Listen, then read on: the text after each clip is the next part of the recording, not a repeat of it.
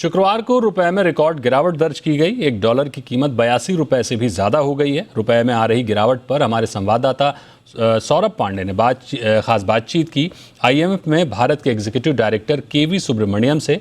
आप भी सुनिए।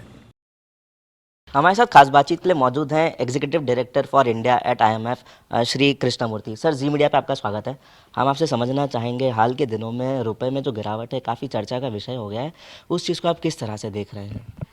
यदि आप देखें तो डॉलर जो है बाकी सारे देशों की जो उनकी जो करेंसी है उसके मुकाबले भी काफ़ी डॉलर में वृद्धि आई है। इसका मतलब बाकी देशों की करेंसीज़ में भी काफ़ी गिरावट आई है। यदि सारे देशों का देखें, यदि यूरो लें या येन या फिर चाइनीज़ युआन, इन सब के मुकाबले भारत की जो मतलब रुपए में जो गिरावट आई है वो काफ़ी कम है। तो ये साफ साफ दर्शाता है कि भारत के जो आर्थिक जो व्यवस्था है, मैक्रो फंडामेंटल जो कहते हैं, ये एक्चुअली सुदृढ़ है। इसीलिए ये जो गिरावट है भारत के रुपये में कम है। ये ज़रूर हमें ध्यान में रखना है कि जब भी एक अनिश्चितता का दौर आता है, जैसे यूक्रेन की जो अभी जो और रशिया की जो वॉर चल रही है, इसके कारण अनिश्चितता जब बढ़ती है तब जो निवेशक हैं वो अमेरिकी निवेशक अपने घर में पैसा ले जाते हैं। तो जब पैसा यहाँ से उठाते हैं या फिर बाकी देशों से उठाते हैं तो उसके कारण जो है डॉलर जो है उसकी वैल्यू बढ़ती है और बाकी करेंसीज़ की जो है गिरती है। तो यही हुआ है। लेकिन चूंकि भारत की जो अर्थव्यवस्था है सुदृढ़ है, इसलिए भारत की रुपये में जो गिरावट है वो कम है। सर बात की जाए रुपए में गिरावट की, तो उसके चलते इंपोर्ट में काफ़ी चीज़ें जो है महंगा होते जा रहा है। तो क्या RBI की जो कोशिश है महंगाई पर कंट्रोल करने की, तो क्या ये सारी चीज़ें उस मेहनत पर पानी फेर देंगी?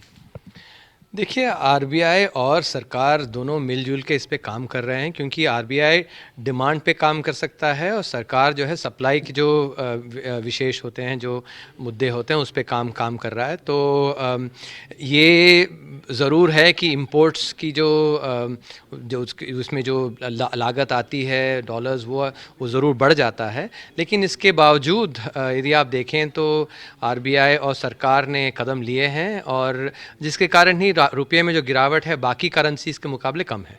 जी सर, बात की जाए फॉरेक्स रिजर्व्स की, तो RBI जो है मार्केट में डॉलर को जो है वो पंप आउट कर रहा है, तो इसके चलते फॉरेक्स रिजर्व्स में कमी आ रही है। तो ये कितना चिंता का विषय जो है हमारे लिए बनेगा?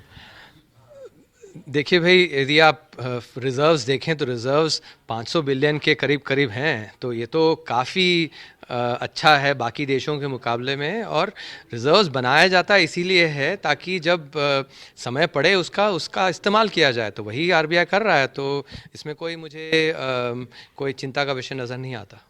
सर हाल के दिनों में RBI की तरफ से मॉनेटरी पॉलिसीज़ जो है वो भी दी गई हैं, जिसमें रेट हाइक के बारे में भी बताया गया है। तो रेट हाइक किया गया है। हाँ, तो उस चीज़ को अगर देखा जाए तो रेट हाइक के अलावा जो है काफ़ी चिंता का विषय जो है एक बन गया है लोगों के लिए। तो इसके अलावा और कोई रास्ता है जो निकाला जा सकता है? जैसे मैंने बताया कि जो इन्फ्लेशन की जो दर है वो भारत में बाकी देशों के मुकाबले कम है।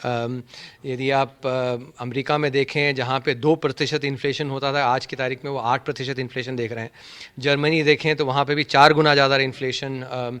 ऐसे ही बाकी यूरोप के देशों में, जापान वगैरह देशों में देखें तो वहाँ पे इन्फ्लेशन काफ़ी ज़्यादा है। इसके मुकाबले भारत में यदि आप औसताना देखें 1960 से 2021 तक हमारा जो औसताना इन्फ्लेशन का जो दर था वो 7%, वही 7% अभी इस साल आया है। तो हमारा इन्फ्लेशन औसताना जो इतिहास में रहा उसके मुकाबले उतना ज़्यादा है नहीं।